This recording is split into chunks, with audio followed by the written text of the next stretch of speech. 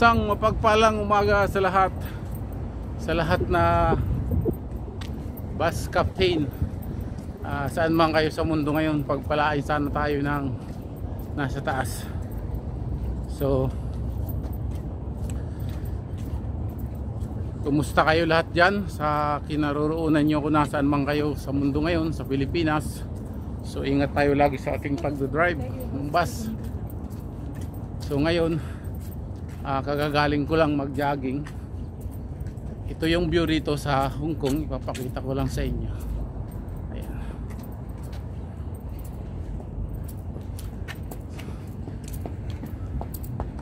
So ayan.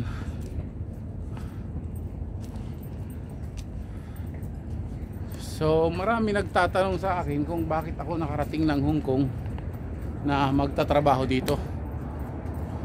Tama po kayo.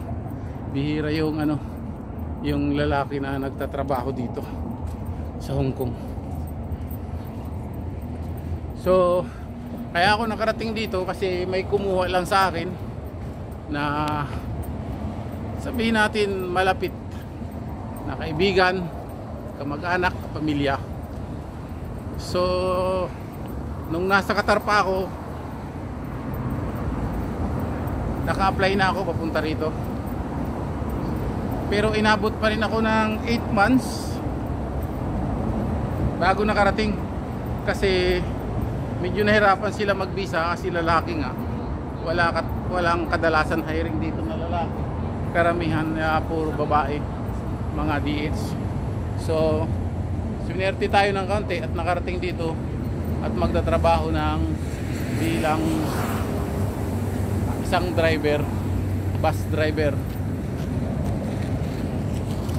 So ayan.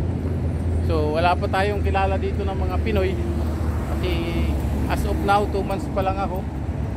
So hindi ko pa kabisado lahat. So ito nga araw-araw, halos araw-araw nakakalabas ako, pero hindi pang matagalan na buong araw.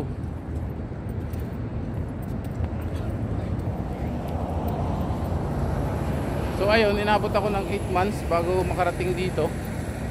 At asawa ng Diyos, ito na nga ngayon. Maganda rito, maganda.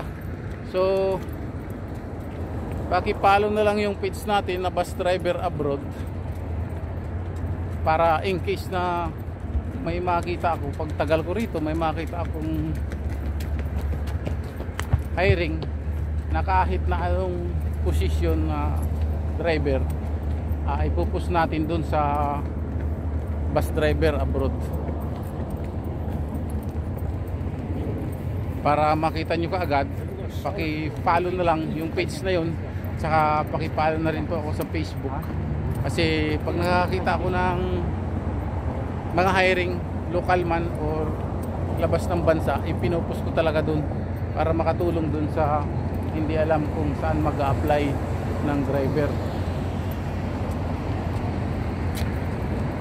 So alam ko maraming nakapunta ng ibang bansa doon, na doon lang nakita sa sa page ng bus driver abroad.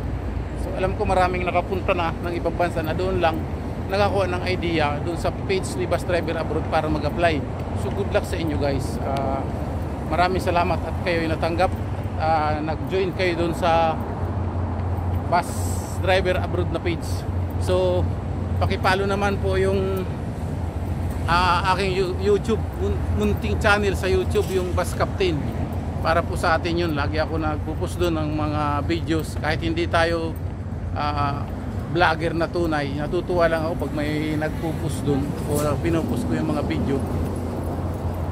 At least nakikita nyo kahit nasa Pinas kayo or nasaan man, nakikita kayong video na nasa ibang bansa.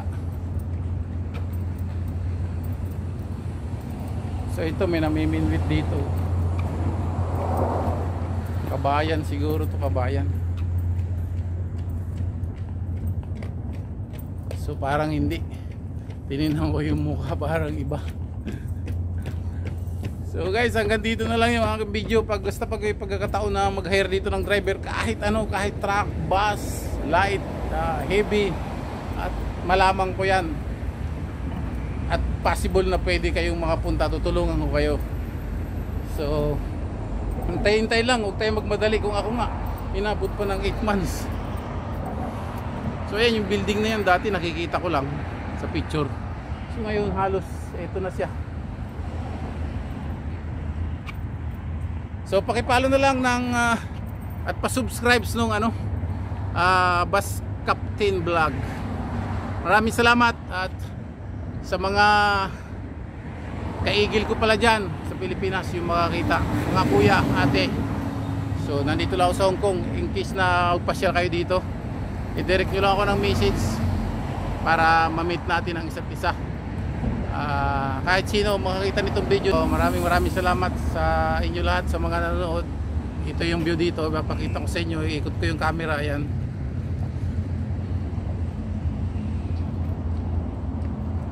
yung building na yan, dati sa picture ko lang nakikita. Ngayon ito, naabot kamay na natin.